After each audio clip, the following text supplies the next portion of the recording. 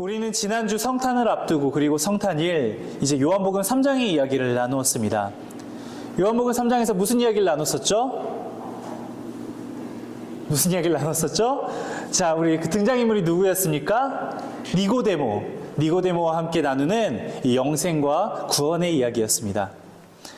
하나님께서 독생자 예수 그리스도를 이 땅에 보내주셨는데 그를 믿음으로 말미암아 우리가 영생과 구원의 길로 나아갈 수 있다는 것, 죄악에서 연약할 수밖에 없는 우리를 죄에서 건지시기 위하여 예수 그리스도를 이 땅에 보내셨고 그를 믿는 자마다 영생과 구원의 길을 걷게 하신다는 하나님의 은혜, 이렇게 니고데모와 대화를 나누신 것처럼 본문에서 다시 한번 예수님은 대화를 나누십니다. 그런데 그 대화 상대가 그 앞서 나누었던 니고데모와는 조금 다른 인물입니다. 굉장히 좀 대조적이죠. 니고데모는 유대인, 그리고 남성이며 이 바리새인이자 그 다음에 사내들인 의회의 의원이었습니다. 이에 반해 오늘 우리가 읽은 본문에 등장하는 이 예수님의 새로운 대화 상대는 사마리아인이며 여성이었고 당시 율법에서 어긋나는 생활을 하고 있었습니다. 정말 대조적인 두 인물입니다. 그러나 주님께서는 이 두 사람의 배경에 연연하지 않으셨으며 주님의 구주되심을 나타내셨고 이들에게 영원한 생명이 되어주셨습니다. 자, 우선 1절부터 4절을 좀 다시 한번 읽어보도록 하죠. 예수께서 제자를 삼고 세례를 베푸시는 것이 요한보다 많다 하는 말을 바리새인들이 들은 줄을 주께서 아신지라. 예수께서 친히 세례를 베푸신 것이 아니요 제자들이 베푼 것이라.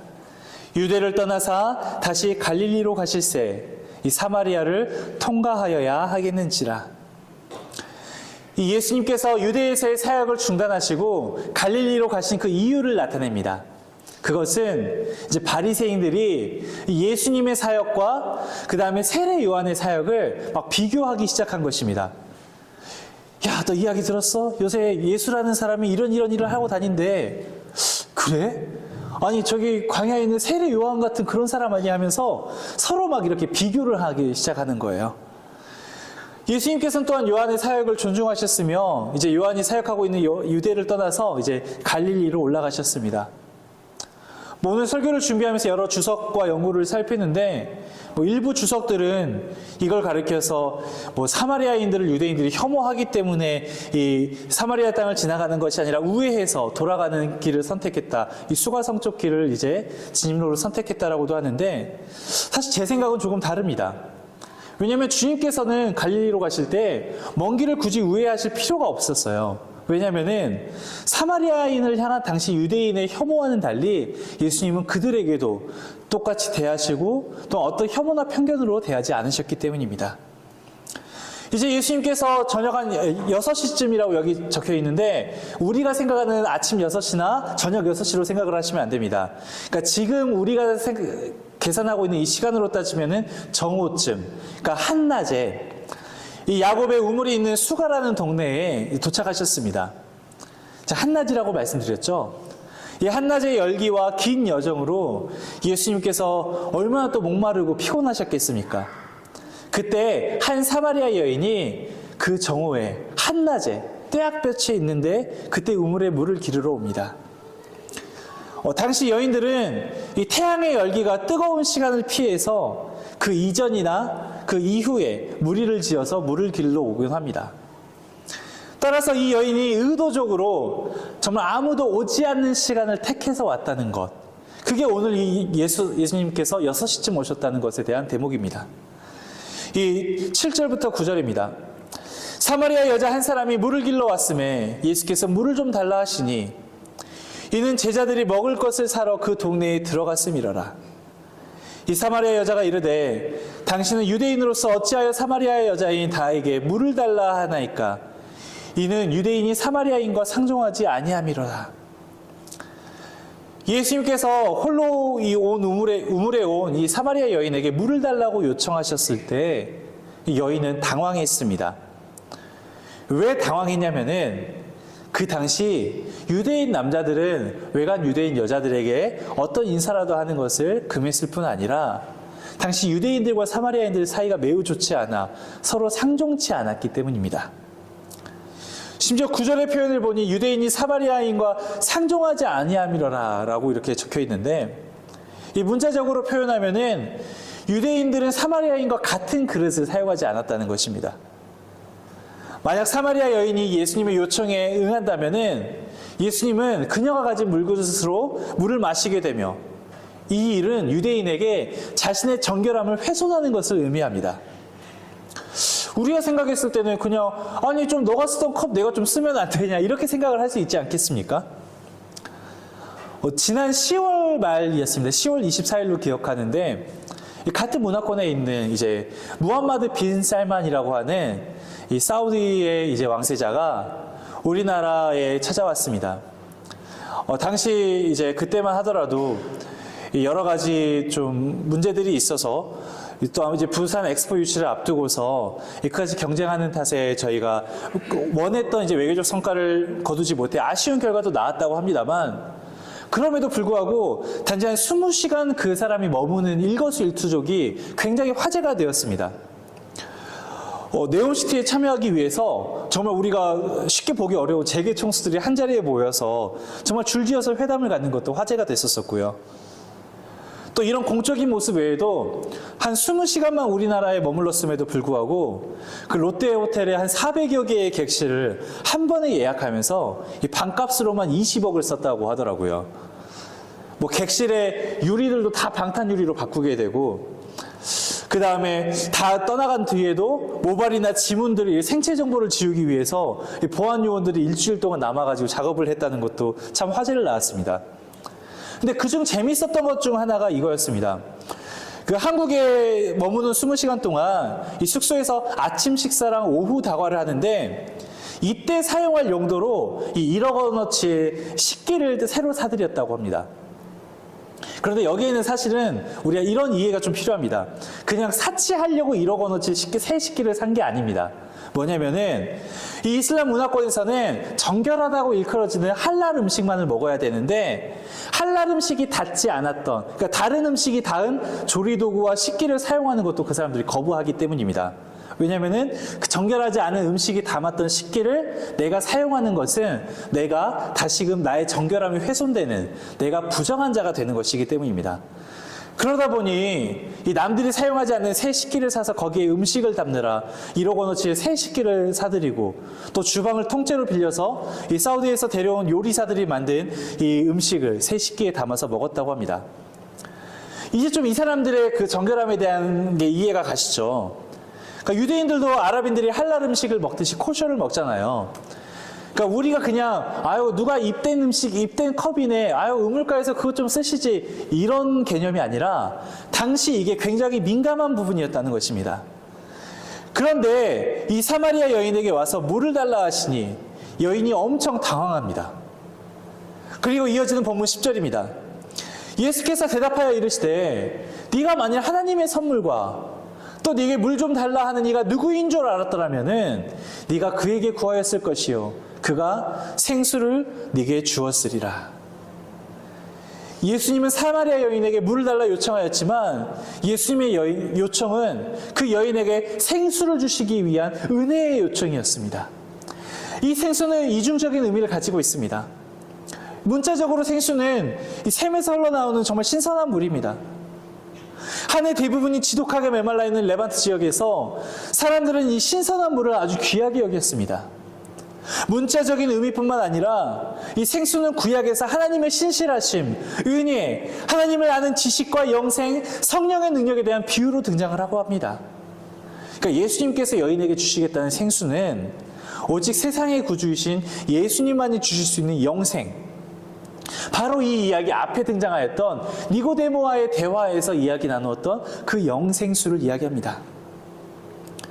그러나 안타깝게도 사마리아 여인은 예수님께서 주시겠다는 생수를 처음에는 문자적으로만 이해를 합니다. 당시 우물의 깊이가 상당히 깊었기에 물 길을 그르신 두레박도 없으신 예수님께서 어떻게 이 우물을 판 야곱보다 더 크냐며 예수님께 질문을 합니다. 예수님께서 야곱보다 크신 이유가 무엇입니까? 이 야곱이 준 물을 먹는 자는 계속 목마를 것이나 예수님께서 주시는 생수를 마시는 자는 영원히 목마르지 않으실 것이기 때문입니다. 우리에게 단순히 그 순간순간에 정결 한만을 요구하였던 옛 율법을 넘어서 예수님께서는 스스로를 내어드리시며 죄의 속박으로부터 우리를 풀어주시고 구원을 안성하실 뿐만 아니라 보혜사 성령을 우리에게 부어주심으로써 우리를 영원히 온전케 하시는 그리스도이시기 때문입니다. 그러자 이 여인이 대답합니다. 15절입니다. 여자가 이르되 주여 그런 물을 내게 주사 목마르지도 않고 또 여기 물길로 오지도 않게 하옵소서. 여인에게 지금 중요한 것은 이곳 야곱의 우물에 물을 기르러 오지 않는 것입니다. 여인에게 있어 이 우물은 자신이 먹고 살기 위해서 어쩔 수 없이 내 목마름을 해결하기 위해서 매일같이 들릴 수밖에 없는 곳입니다. 그런데 그녀가 왜 정오에 옵니까? 왜 사람들이 다니지 않는 시간에 오게 됩니까? 이 우물은 자신의 목마름을 해결하는 수단이자 동시에 사람들의 눈을 피해 정오의 뜨거운 햇살을 받으며 홀로 와야만 하는 비참한 자신의 인생을 마주하는 곳이기도 합니다. 반복되는 목마름과 반복해서 우물에 와야만 하는 여인의 인생 속에 영생을 베푸시는 예수님이 찾아오셨습니다. 그것도 다른 장소가 아닌 바로 그 우물로 말입니다. 여러분, 우리도 인생에 그런 목마름이 있지 않습니까? 비참한 현실을 매일매일 마주해야만 하는 여러분의 우물가는 어디입니까?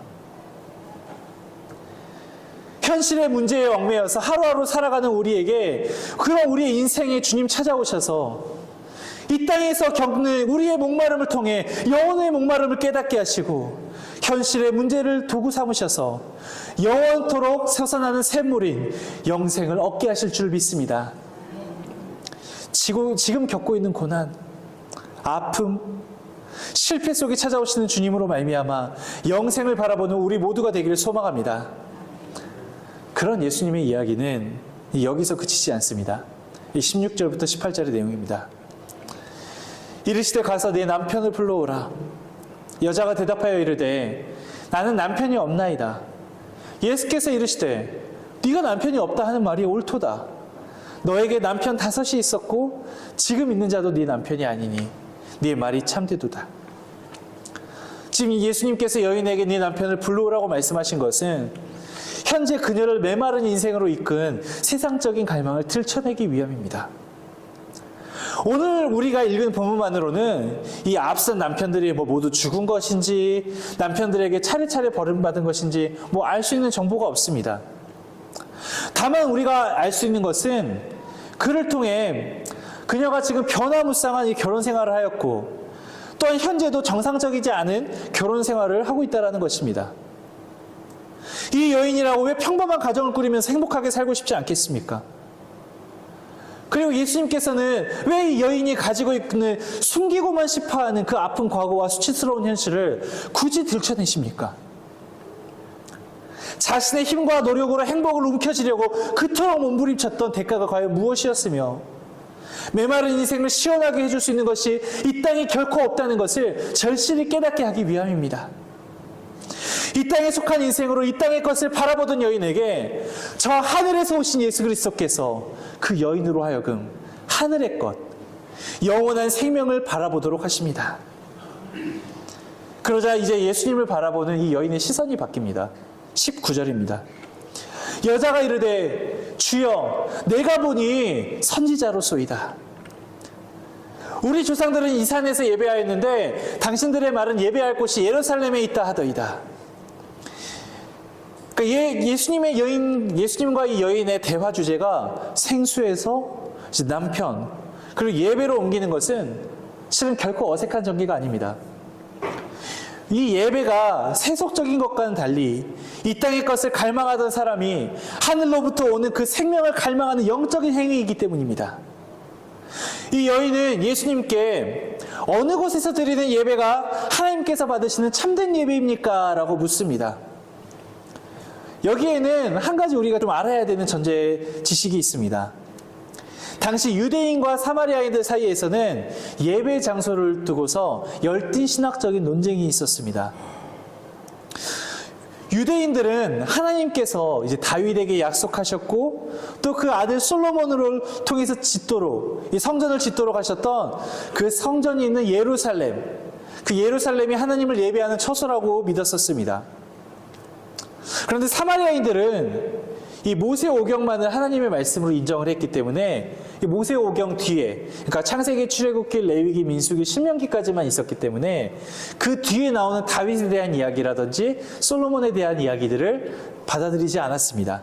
그러다 보니 아브라함이 약속의 땅에 처음 들어와서 제사를 쌓은 그 세겜이 있는 산인 그 그리심산, 그리고 또 약속의 땅에 들어와서 이스라엘을 향해서 축복이 선포된 장소가 어디 산이죠? 그 세겜이 있는 그리심산이기 때문에 이 사마리아인들은 그리심산 안에 있는 세겜에 와서 예배를 드려야 된다고 믿었습니다.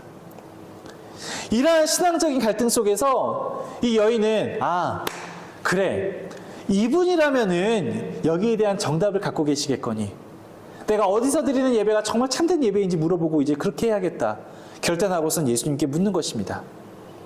그러자 예수님의 대답이 무엇이었습니까? 예수께서 이르시되 여자여 내 말을 믿으라. 이 산에서도 말고 그 그리심산에서도 말고 예루살렘에서도 말고 너희가 아버지께 예배할 때가 이르리라. 너희는 알지 못하는 것을 예배하고 우리는 아는 것을 예배하노니 이는 구원이 유대인에게서 남이라. 아버지께 참되게 예배하는 자들은 영과 진리로 예배할 때가 오나니 곧 이때라. 아버지께서는 자기에게 이렇게 예배하는 자들을 찾으시느니라. 하나님은 영이시니 예배하는 자가 영과 진리로 예배할지니라. 아멘. 이 여인이 예수님께 들은 대답은 그녀가 기대했던 것과는 전혀 다른 것이었습니다. 예수님께서는 그리심산이냐 시온산이냐를 두고서 따지는 시대가 이제 끝난다고 이야기를 합니다. 중요한 것은 어디서 예배하느냐가 아니라 어떻게 하나님을 예배하느냐입니다. 하나님께서 찾으시는 참된 예배, 영과 진리로 드리는 예배입니다. 영적인 예배, 순전한 예배는 어떤 장소나 시기에 매여 있을 수가 없습니다. 예배를 받으시는 하나님이 영이시기 때문입니다. 예수님께서는 하나님께서 영과 진리로 참되게 예배하는 때가 오고 있다고 확언하십니다. 영이신 하나님 앞에 우리가 어떤 물리적인 방식과 육체적인 열심으로는 하나님과 만족스러운 관계를 맺을 수가 없다는 것입니다. 우리의 노력으로는 할 수 없지만 이제 아버지 하나님께서 나타내시는 아들 예수 그리스도를 통해 우리가 하나님께 다가가는 일이 가능해졌습니다.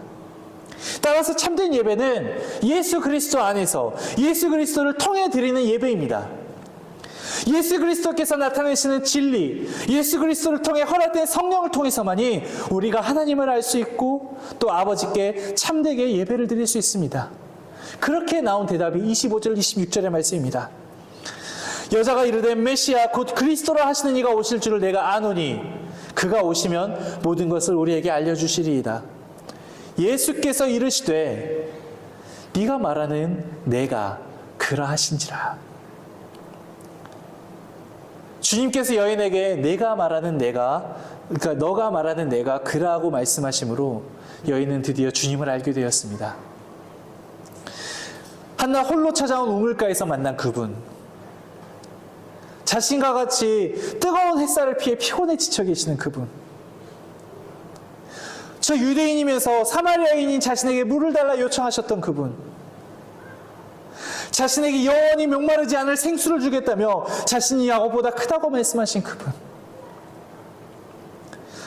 자신의 모든 처지를 다 알고 계신 그분, 그리고 우물가에 함께 앉아 참된 예배에 대해 친절하게 알려주시는 그분이 바로 그리스도이심을 여인은 깨닫게 됩니다.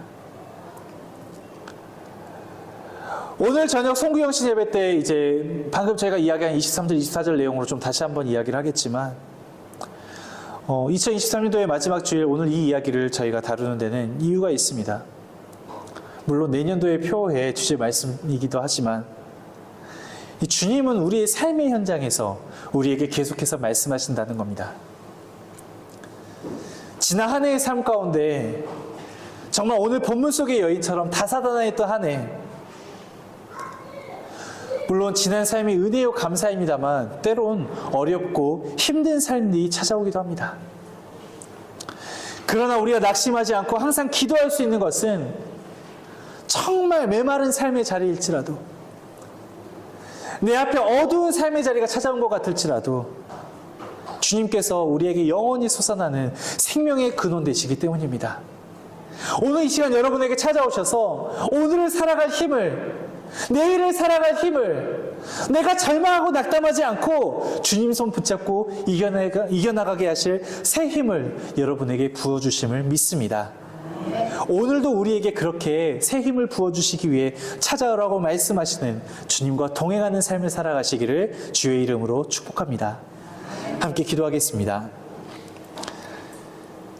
우리의 생명 되시며 우리의 생명의 근원 되시며 또한 영의 생수 되어주시는 주님, 이 시간 주님의 은혜를 찬양합니다. 지난 2023년 때론 어려움이 있었고 삶의 고단함이 있었으나 주님이 우리 생명의 근원 되셔서 오늘도 우리는 이렇게 예배로 모입니다. 2024년도도 주님 붙들고 이기는 승리의 삶이 될 수 있도록 주여 우리 여수한빛 가족들과 함께하여 주옵소서.